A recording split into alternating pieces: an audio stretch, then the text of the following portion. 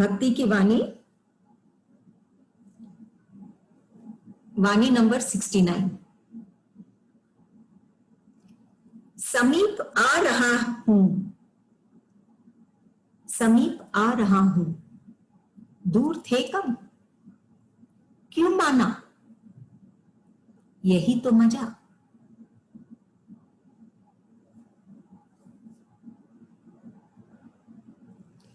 इस वाणी में एक भक्त की स्थिति और उसके इष्ट की स्थिति,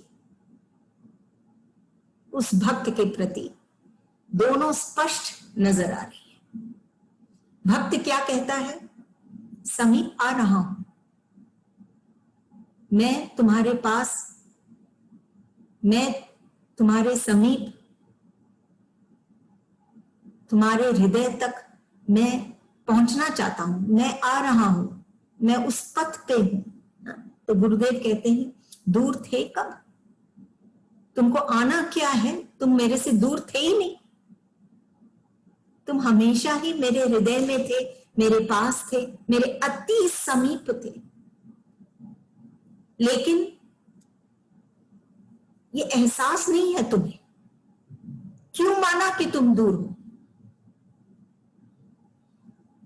तुमको ऐसा क्यों लगता है कि तुम दूर हो।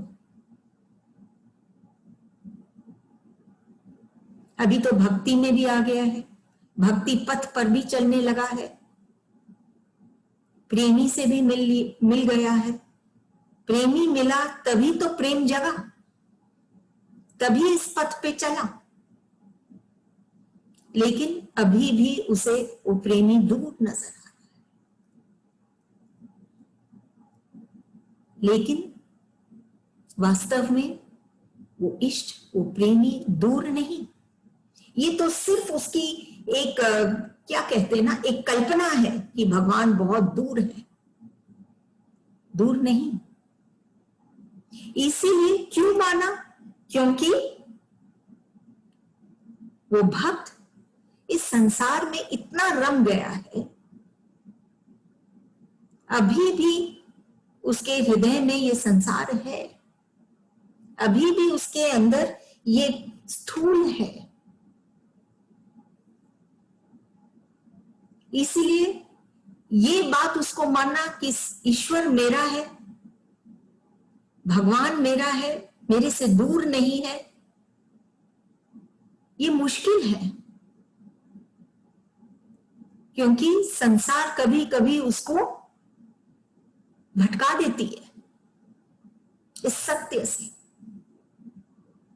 तो क्यों माना, क्योंकि वो अभी भटक रहा है, इसीलिए संसार में रहने के कारण और संसार के कारण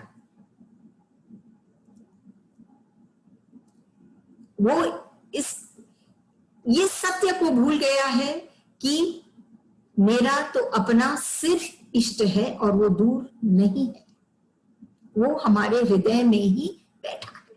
क्यों माना, इसीलिए वो माना ये बात कि हाँ तुम दूर हो, क्योंकि अभी वो इतना करीब उसको अनुभव नहीं हो रहा है। क्यों? क्योंकि वो स्थूल जगत में भी फंसा है।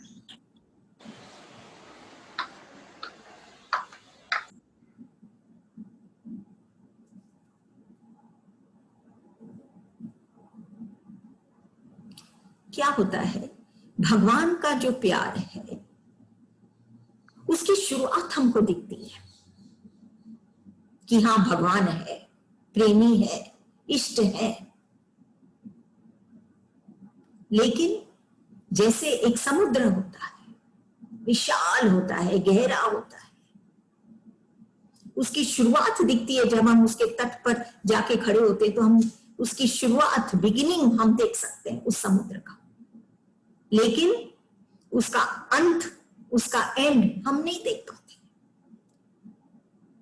जब तक हम उस समुद्र में की गहराई में हम उतरेंगे, तब तक हम नहीं देख पाएंगे। इन स्थूल आंखों से हम उस बाहर का भी जो समुद्र है कहां पे जाके खत्म होता है ये हमको नहीं दिखता है। ऐसा हम अनुभव करते हैं जब हम समुद्र के पास जाते हैं कि हम उसकी शुरुआत तो देखते हैं लेकिन उसका अंत हम नहीं देख पाते। ऐसे ही ये भक्त इष्ट को तो देख रहा है लेकिन वो उस असीम में नहीं पहुंचा। उसमें पहुंचता, उस इष्ट के गहराई में उतरता तो वो दूर ही नहीं होता, वो उस इष्ट को पाता।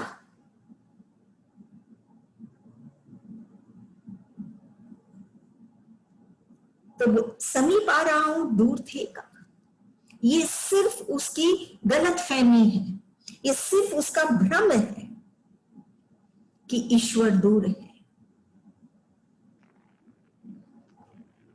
ईश्वर के इस प्रेम में हम डुबकी लगाएं,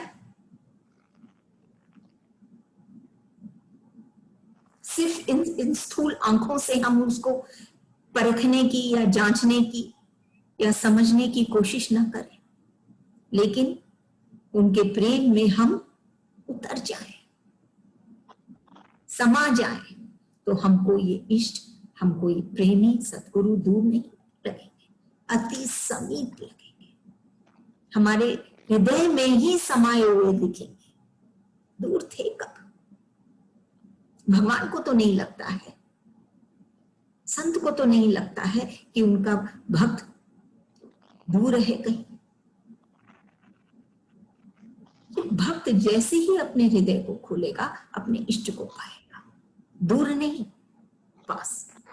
क्यों माना, क्यों अभी भी दूर है, क्यों अभी भी ये कह रहा है कि तुम दूर हो लेकिन मैं आ रहा हूं। वो देखिए मिलने की व्याकुलता तो है ही, भक्त तो है ही, तभी वो कहता है कि मैं आ रहा हूं।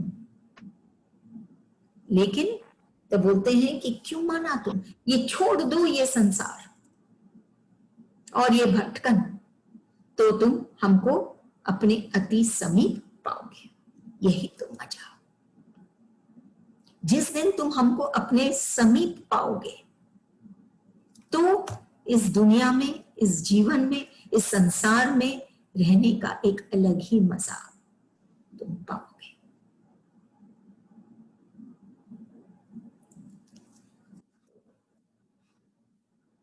यही कह रहे गुरुदेव, समीप आ रहा हूं दूर थे कब, क्यों माना।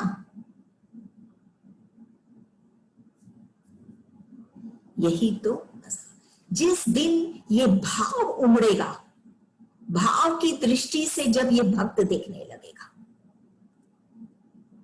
हृदय के आंखों से जब वो अपने इष्ट को देखने लगेगा, तो वो अपने हृदय को, अब अपने इष्ट को अपने समीप पाएगा, नहीं तो वो इष्ट दूर नजर आएंगे। लेकिन देखिए इसमें गुरुदेव ये कह रहे हैं समीप आ रहा हूं, वो आना चाहता है अपने इष्ट के समीप। तब गुरुदेव बोलते हैं कि तुम अपने भाव से, अपने भाव की आंखों से, भाव के अनुभव से तुम हमको पा जाओगे। एक ही क्षण में तुम्हारे पास ही हूं मैं, तुम मुझसे दूर कभी नहीं थे, न तुम मुझसे दूर थे न मैं तुमसे दूर हूं।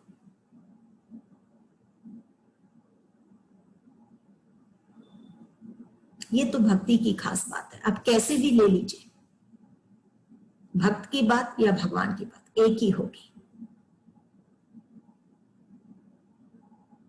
लेकिन जब तक वो व्याकुलता दोनों में है, लेकिन जब मिलते हैं तब वो एक होते हैं, और वो होता है सिर्फ भाव से। उनकी कीमत क्या है,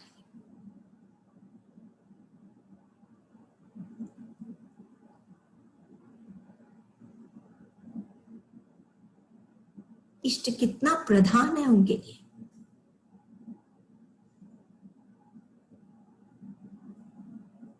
नहीं तो बहुत जल्दी हम अपने इष्ट को दूर पाने लग जाते हैं, समीप आना चाहते हैं लेकिन इसीलिए आना चाह रहे हैं क्योंकि हम दूर हैं। लेकिन जब सिर्फ वो भक्त के लिए सिर्फ उसका इष्ट ही उसका जीवन हो जाता है,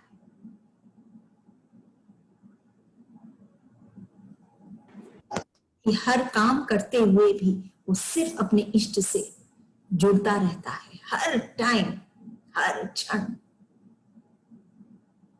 तो वो अपने इष्ट को अपने अति समीप पाता है।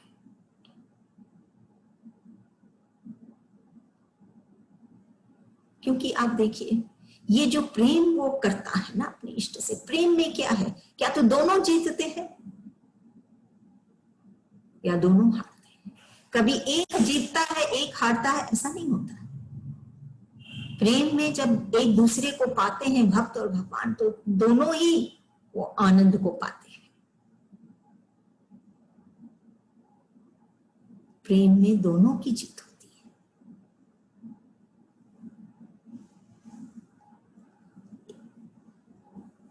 अगली वाणी है, हाथ पकड़ा हाथ न आया, किसका? जग का। अपना हाथ देते तो हाथ आता।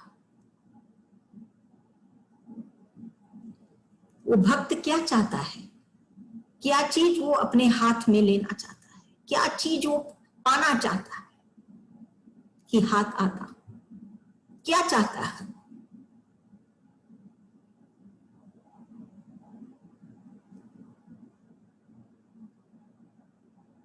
सुकून,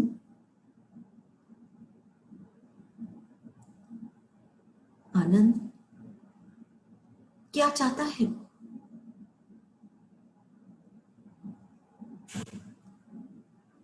या सिर्फ सुख? जो सुख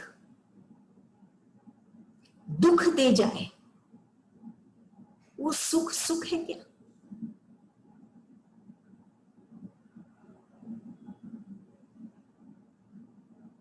हमको लगता है हम ये पा लिए, हम बहुत सुखी हो गए, लेकिन उसके साथ कुछ ना कुछ दुख भी आता ही है। एक बार पढ़े थे ये उदाहरण कि हमें गाड़ी लेते, मर्सिडीज, बहुत सुख मिलता है कि हमने ये गाड़ी ली, फिर उसके साथ उसके रिपेयर्स, उसको चलाने की का खर्चा, सब कुछ और भी तो आता है। सुख हमेशा सुख ही नहीं रहता है। तो फिर क्या चाहता है वो?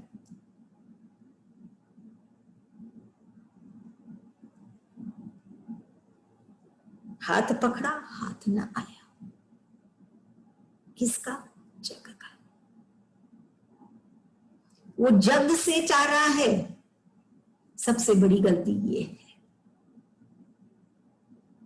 वो एक्चुअली सुख नहीं चाह रहा, वो चाहता है आनंद, वो चाहता है मस्ती मौज अपने मन का।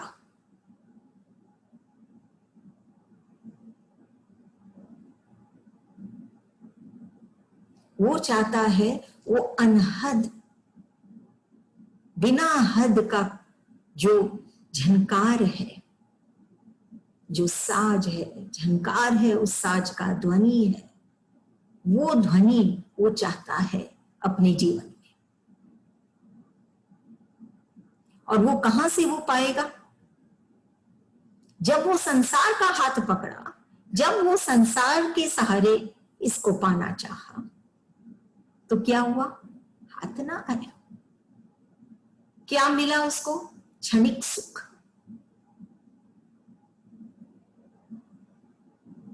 और नम और अनहद ध्वनि झनकार की, हाँ मैं जिंदा हूं, इस प्राण में प्राण है, इसका एहसास नहीं हुआ उसको। सिर्फ क्षणिक कुछ मिला, हाथ ने आया ये आनंद।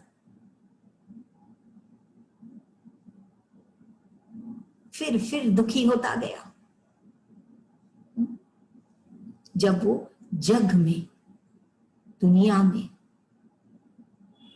औरों के पास जब वो गया, वो भक्त। लेकिन गुरुदेव कहते हैं अपना हाथ देते तो हाथ आता। जब जब खुद गया पाने के लिए तो वो कुछ नहीं पाया। एक तो वो गलत जगह गया पाने के लिए इस जग में, नंबर 2 वो अपने आप को कर्ता मान के गया पाने के लिए, तो वो नहीं पाया, कुछ नहीं पाया, कुछ नहीं हाथ आया जिसके लिए उसको जीवन मिला है।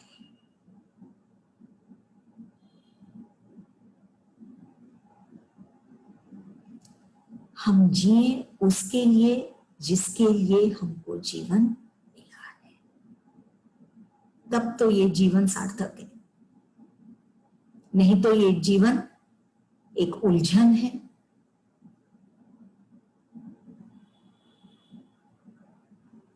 जिसमें हम उलझते जाते हैं।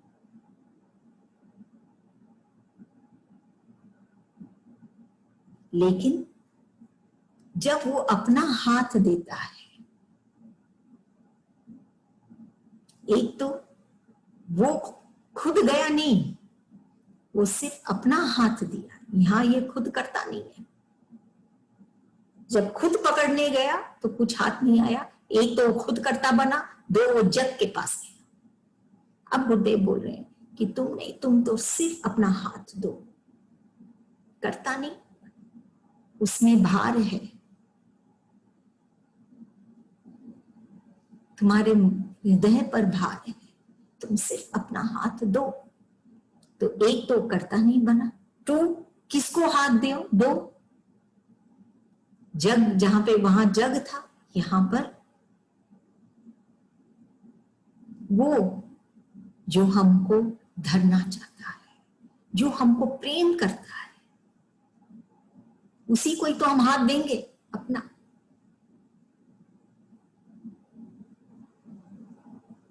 देखिए कितनी स्पष्ट बात है इसमें। जग को हम जानते हैं वो हमको प्रेम नहीं करते हैं, इसलिए हम वहां से लेना चाहते हैं। लेकिन जहां पर हमको पता है प्रेम है, वो प्रेम करेगा अनकंडीशनली। हम जैसे भी हैं, हम जब ये मान लेते हैं कि हम तेरे हैं, उसके बाद सब कुछ जो होता है वो उसका काम होता है। तब हम अपना हाथ उसको दे सकते हैं, जहां पर हमको ये चीज का शक नहीं है कि वो हमें प्यार नहीं करता है। तो हाथ देते, अपना हाथ देते उस इष्ट को, उस प्रभु को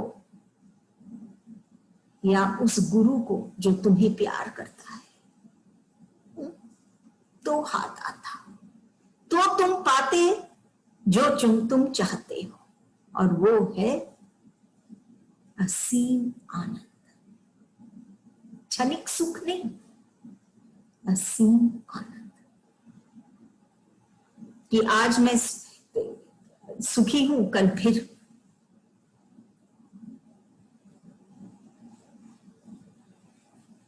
कोई बेचैनी। तो ये वाणी भक्ति की बहुत इतने सुंदर से गुरुदेव बताते हैं कि अपना हाथ देते हैं। तुमको कुछ नहीं करना है, तुमको किसी को पकड़ना नहीं है, तुमको कुछ नहीं करना है, तुमको सिर्फ अपना हाथ देना। मतलब तुम अपना हृदय हमको दो, क्योंकि भगवान क्या कहाँ है? हमारे भीतर है। उनका सहारा जब हम लेते हैं, उनके साथ जब हम हो लेते हैं,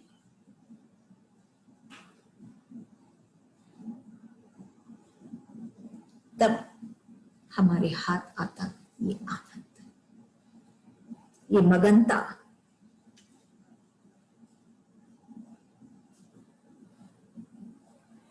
जो झुकता है वही राजा होता है। कैसे? यहां तक भी जब हम मंदिर में जाते हैं, खास करके विष्णु भगवान के जो मंदिर होते हैं, राम विष्णु, जो हमारे रखवाले हैं, उनके मंदिर जब हम जाते हैं तो क्या है, हम सिर झुकाते हैं तो हमारे सिर पर ताज रखा जाता है। ताज उसी के सिर पे रखा जाता है जो सिर झुकता है।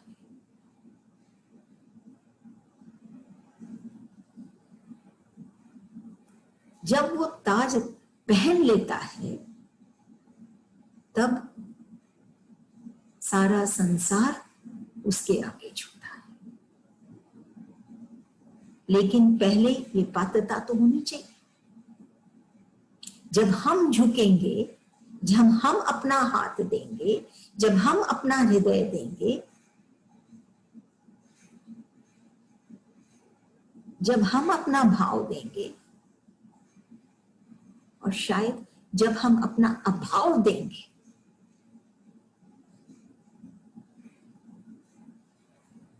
तो हम पाएंगे। जब तक हम देंगे नहीं, हम पाएंगे नहीं। एक हम गलत जगह पहुंच जाते हैं, जैसे इस वाणी में कह रहे हैं, जगत में, संसार में, लोगों के पास जो जिनको खुद को इस आनंद की आवश्यकता है, तो वहां से हम क्या पाएंगे, क्या हाथ आएगी हमारे। लेकिन जब हम अपना हृदय अपने इष्ट को देते हैं तो हम माला माल हो जाते हैं। हम अपने भीतर का धन का हमको एहसास होने लग जाता है। कोई भी चीज हो फिर हमारे जीवन में, हम कष्ट नहीं पाते, हम मगन रहते हैं, मस्ती में रहते हैं।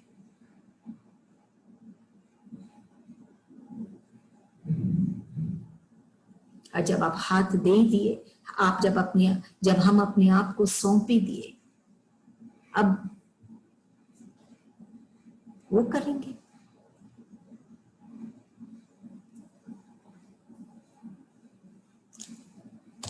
और वो तो सत्य है, सुंदर है, वो तो बहुत सुंदरता से करेंगे, क्योंकि वो तो सत्य है। और यही है सच्चाई की राह। सच्चाई की राह जैसे हम सुनते हैं, चलना चाहिए सच्चाई की राह पर।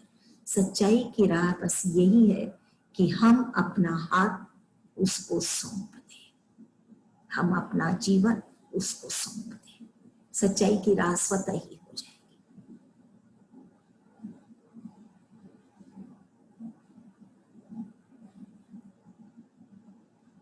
क्योंकि दुख और अभाव ये असत्य है। सत्य तो आनंद रूप है, जो हमारा स्वरूप है, जो कभी मरता नहीं, हमेशा रहता है, हमारे भीतर हमेशा है, था, है और रहेगा। चाहे शरीर, ये तन रहे या न रहे।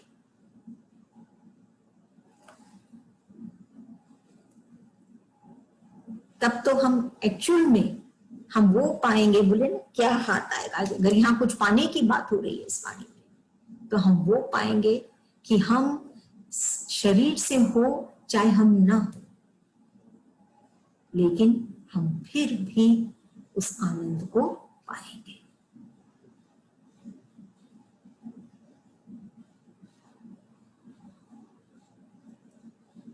हम जीते जी भी हम मुक्ति पाएंगे इन निरर्थक विचारों से, निरर्थक अभावों से, सबसे। और बाद में भी हम उसमें ही लीन हो जाएंगे। उसका हाथ पकड़ेंगे तो हम वो हंस बन जाएंगे कि हम पानी में से भी हम दूध को चुन पाए।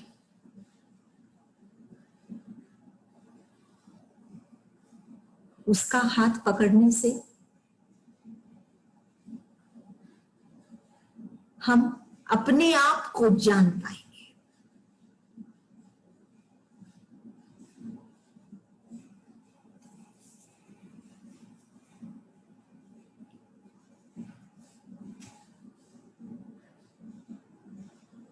क्योंकि कभी भी माझी नाव को नहीं डुबाता है। अगर हमको ये शक रहे कि माझी ही नाव को डुबा देगा तो हम कहां जाएंगे? जब हम उनका हाथ पकड़ लें, हम अपना हाथ उनके हाथ में दे देते हैं, तो वो हमारे जीवन के माझी बन जाते हैं, साथी बन जाते हैं।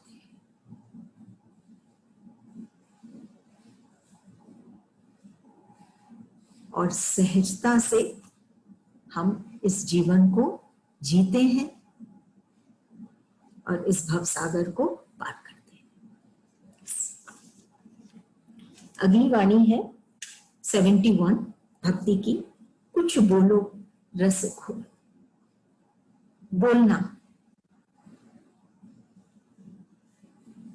ये जो वाणी या ये बोलना जो हमको मिला है,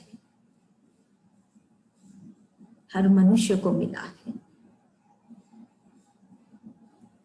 ये बहुत इंपॉर्टेंट है।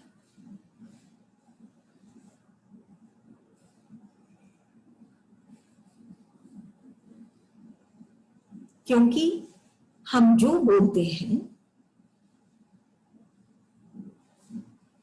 इससे आदान प्रदान होता है।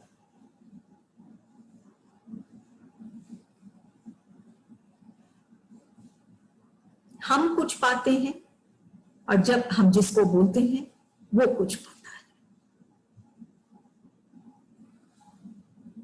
कहीं पे पढ़े थे गुरुदेव की कोई लेखनी में कि अगर कोई घाव भी हो जाता है ना, तो हाँ, उस पे हम मलहम लगाते हैं या जो भी हम करते हैं और वो ठीक हो सकती है। लेकिन वाणी के द्वारा अगर हम किसी के मन में घाव पैदा करते हैं तो वो ठीक होना बहुत मुश्किल है। ऐसे ही स्वार्थ के चलते,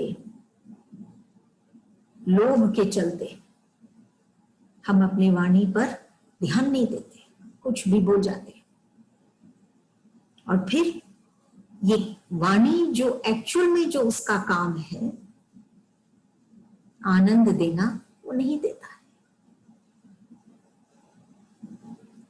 वाणी हमको इसलिए नहीं मिली है कि हम दुख पाए या औरों को हम दुख दें। वाणी हमको इसलिए मिली है कि हम अपने अंदर रस घोल पाए, और जब हम रस घोलेंगे हमारे भीतर, तो जो हमारे इस वाणी के पास, वाणी को सुनेगा या हमारे पास आएगा, उसके भीतर भी ये रस घुलेगी। ये रस जब हमारे भीतर है तो ये भीतर में रास होती है, नहीं तो नहीं। बिना रस तो ये मनुष्य सूखा है।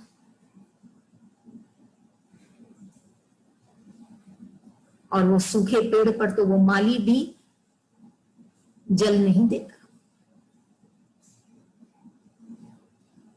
इसीलिए ये रस बहुत इंपॉर्टेंट है हमारे लिए। ये रस है तो हम हैं।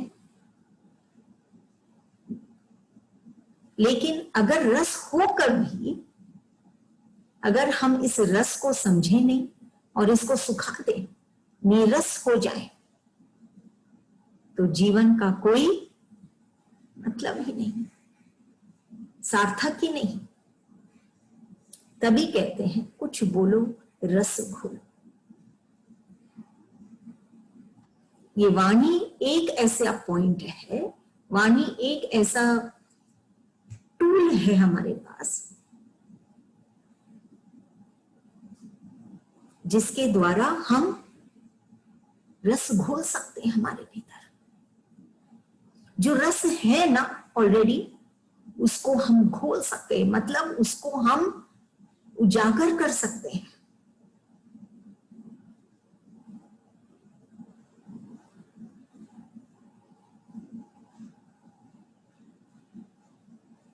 उसको शुष्क नहीं होने दें उस रस को। तभी गुरुदेव बोल रहे हैं ये वाणी का बहुत महत्व है, तुम इसको ऐसे ही निरर्थक मत जाने दो। कुछ ऐसे बोलो और रस घोलो खुद में, कि तुमको एहसास हो कि तुम जीवित हो।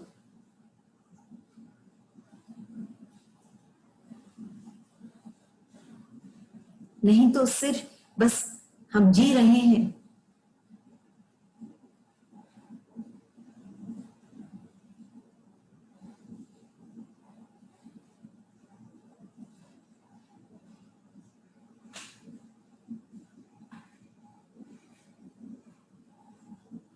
तो रस कुछ बोलो, रस घोलो। गुरुदेव कहते हैं कुछ ऐसा बोलो जो अच्छा लगे, रस घुले। ये रस जो है वो घुल जाए तुम्हारे अंदर, कि तुम अनुभव करो और खिलो और ये जीवन तुम्हारा सुंदर बने। लास्ट वाणी है 72। देवी आवाज नहीं, दैवी आवाज है। देवी आवाज नहीं, दैवी आवाज।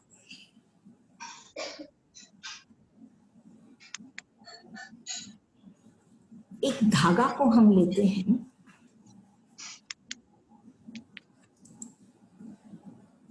तो धागा क्या काम करती है? दो कपड़ों को जोड़ सकते हैं हम,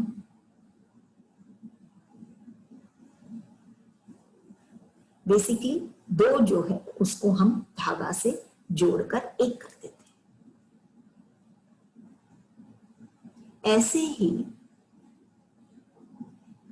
सद्गुरु एक ऐसे हैं जो हमको आत्मा, हमारी जो आत्मा है, हम जो है को परमात्मा से मिला देते हैं।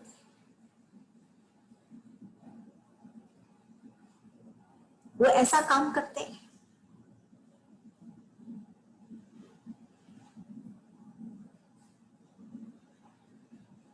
एक्चुअली वो तो सुई का काम करते हैं कि वो धागे में पोके वो दोनों को जोड़ दिए और फिर वो सुई को निकाल दिए। उसके बाद उसका कोई काम नहीं। ऐसे ही सतगुरु, ऐसे ही गुरु है। वो हमको हमारे इष्ट से, हमारे ईश्वर से, हमारे प्रभु से हमको मिलाना चाहते हैं। लेकिन अगर उस धागे में गांठ हो तो सिलाई नहीं हो पाएगी।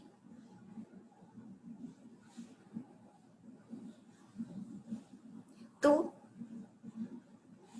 ये धागा क्या है? ये सूत्र क्या है? प्रेम। ये जब प्रेम है, सूत्र, धागा जो हमको और ईश्वर को सद्गुरु के द्वारा हमको जोड़ देती है। ये प्रेम हमको कहां से मिलता है? सद्गुरु से मिलता है। लेकिन अगर इसमें गांठ आ जाए तो कैसे होगा ये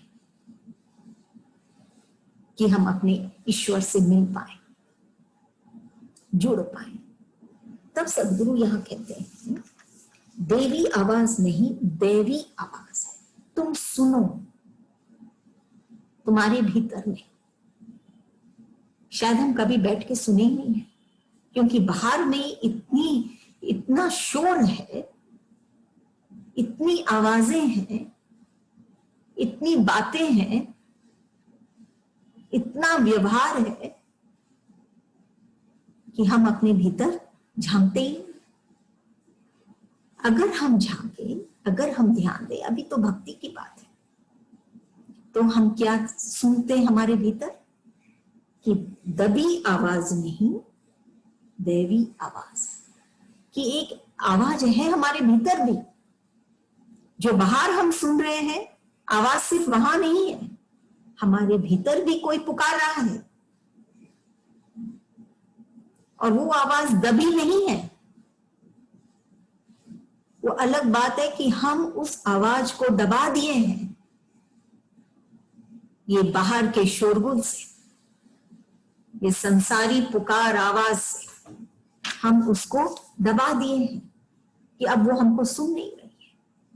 लेकिन अगर हम झांके हमारे भीतर, हम जाएं हमारे भीतर, तो हमको वो आवाज सुनेगी। और वो आवाज दबी नहीं है, वो कैसी है? दैवी आवाज है। देवी कौन है? जो देता है, देती है।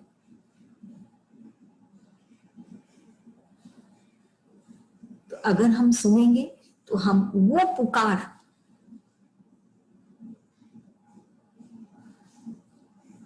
सुनेंगे जो हमको कुछ देना चाहती है, ना कि हमसे लेना चाहती है। और वो क्या देना चाहती है? वो हमको वो साथ देना चाहती है जिसके लिए हम तड़प रहे हैं। कभी कभी हम अपने आप को बहुत अकेले महसूस करते हैं। इतनी आवाजें चारों तरफ हम सुनते हैं, इतने लोग हमको पुकार रहे हैं, फिर भी हम अकेले महसूस करते हैं अपने आप को। लेकिन अगर हम भीतर में, अगर हम ये आवाज को सुने, क्या कह रही है हमसे,